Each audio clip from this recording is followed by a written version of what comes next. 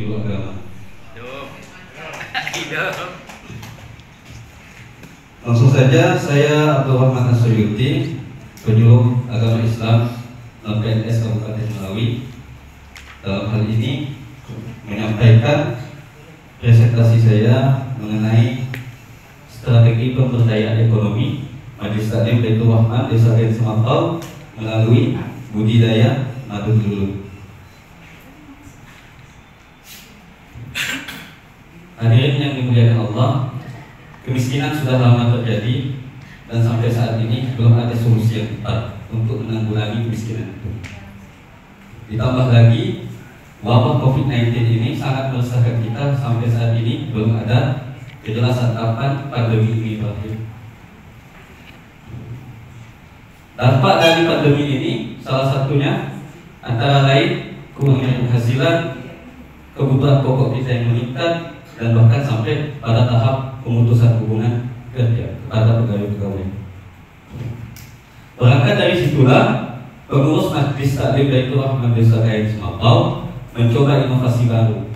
Inovasi ini bertujuan untuk bagaimana Majelis Taklim ini bisa bertahan dan berkembang dalam keterpurukan ekonomi di masa pandemi COVID-19. Adapun alasan kami memilih budidaya madu belulut karena madu belulut ini sangat mudah dicari di Desa Kain Semapau, dan kedua, madu belulut akan kaya akan manfaat, salah satunya untuk demam, radang, dan lain sebagainya. Ditambah lagi kondisi geografis Desa Kain Semapau ini masih dikategorikan hutan belantara.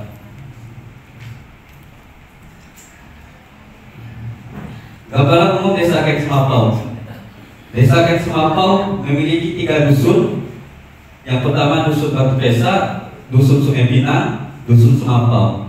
Dan di sini jumlah populasi jiwa masyarakat Desa Kain Semapau di sini berjumlah 613 jiwa.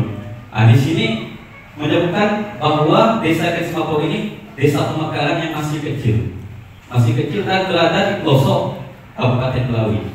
Ujung Kabupaten Melawi berbatasan dengan Kabupaten Sintang. Jarak Desa Kain Semapau sampai ke ibu kota kurang lebih 50 km. Kurang lebih 50 km ini tidak bisa kita menggunakan jalur darat. Semuanya harus pakai speedboat, harus pakai jalur air. Ditambah lagi ongkos dari kampung ke kota Kain Semapau, kota Nangapino itu, ongkos perginya aja sama kita DP dari Kabupaten Melawi ke Pontianak 200.000 DP. Di sini yang ketiga, struktur masyarakat yang masih kondusif. Dikarenakan mereka masyarakat Desa Kain Semapau ini berada di daerah mungkin dibilang terisolasi lah dari kemajuan teknologi apa segala macam, sehingga masyarakat itu kondusif. Jadi di situ juga hadirnya saya di Desa Kain Semapau itu memudahkan kami untuk berkomunikasi terhadap masyarakat desa. Seperti itu.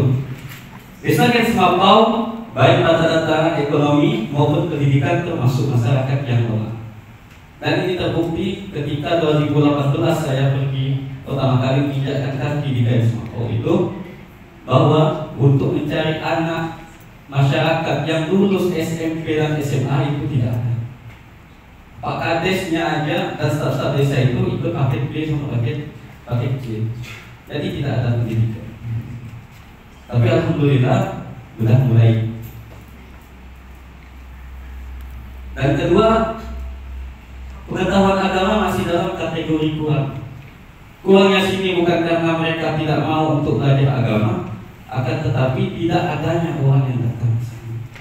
Dan kedua, ketika mereka mau sekolah di sana cuma ada satu sekolah, yaitu sekolah dasar. Sekolah dasar, sekolah SMP, SMA itu mereka harus pergi ke Pino, ke Nangapino, ke ibu kota kabupaten. Nah, ini strategi yang kami lakukan jamaah Majelis Taklim Baitur Rahman ini telah pemberdayaan Yang pertama, ini pembentukan kelompok, Pak. Pembentukan kelompok ini bertujuan untuk mempermudah koordinasi antar jamaah terhadap apa yang ditujukan itu untuk memperdayakan madu kelulur. Yang kedua, realisasi budidaya madu kelulur guna untuk menambah penghasilan jamaah. Masyarakat desa Keks Mapau itu, Pak, Bu, itu rata-rata 99% itu masyarakat penoreh. Dan penghasilan noreh itu untuk 1 kilo hanya dapat 5.000. Sedangkan LPG di Keks Mapau itu 45.000 harganya. Nah, jadi tidak mencukupi lah. Ketika kita membentuk sistem yang kuat, ini membuat kegiatan yang kita sepakati bersama jamaah Majelis Taklim terhadap budidaya madu kelulur itu. Yang keempat, step keempat, merancang kegiatan ekonomi produktif yang kita gunakan dengan sumber daya lokal. Jadi sumber daya lokal karena Keks Mapau ini, desa Keks Mapau ini termasuk hutan yang luas, makanya jamaah kami tidak capek-capek mau ambil mencari kelulur itu, juga pergi ke hutan bersama-sama, langsung kita dapat menemukan.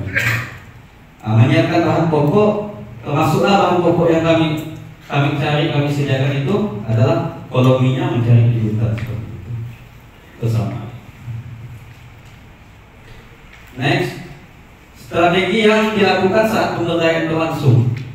Step pertama, kami lakukan pendidikan. Pendidikan di sini bukan secara formal untuk bapak-bapak jamaah, tapi secara non formal. Kita sharing tentang pemberdayaan dan segala macam yang berkaitan untuk memajukan desa kita di sana. Step kedua, penguatan kelembagaan. Penguatan lembaga suatu upaya perubahan diawali dengan pertemuan rutin, bisa 1 kali sebulan di akhir pekan, atau kalau dibutuhkan bisa per minggu sekali kita ada pertemuan rutin di situ. Yang step ketiga ini penguatan informasi, Pak, Bu.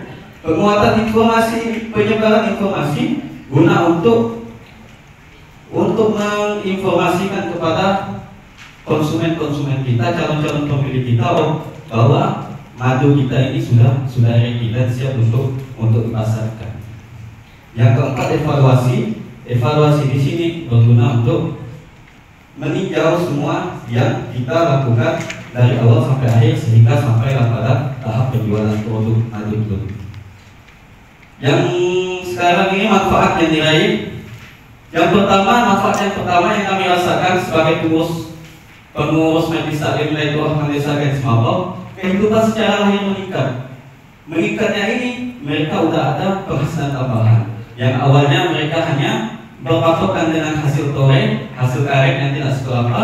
Dengan adanya pemberdayaan Majelis Taklim Wilayah ini mendapatkan penghasilan tambahan meskipun tidak banyak. Yang kedua, kesadaran masyarakat untuk ikut budidaya. Nah, dan di sini kita ajak masyarakat semuanya, ayo kita budidayakan apa saja yang bisa menghasilkan uang dan meningkatkan taraf ekonomi masyarakat di sana. Yang ketiga, awalnya Majelis Taklim kami itu hanya mengandalkan sumbangan masyarakat, sumbangan jamaah itu setiap kali pertemuan 5.000, dan dengan adanya pemberdayaan untuk Majelis Taklim ini, kami sudah mempunyai kas sendiri, dan alhamdulillah per 20 tahun, per 2021 sampai 2022 kas kami terhadap penjualan madu kelulur ini mencapai 30 juta, alhamdulillah. Dan kami alhamdulillah tidak buat proposal dan lain sebagainya, kami sudah punya dana sendiri. Waktu habis.